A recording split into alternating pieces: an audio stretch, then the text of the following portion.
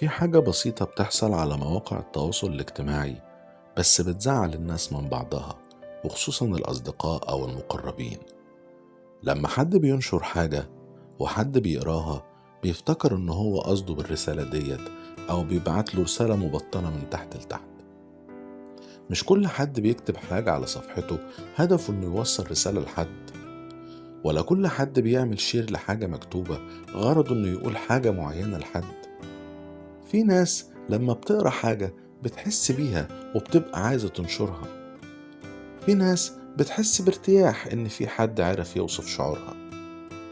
في ناس بتبقى محتاجة تطلع اللي جواها، بس مش لاقية أو مش عارفة إزاي، فبتشوف بوست معين أو أغنية معينة أو موسيقى معينة بتعبر عن اللي جواها.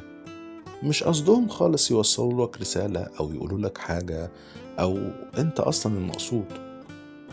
هو بيحاول يوضح أو يشرح حاجة جواه، بس مش عارف يقولها إزاي.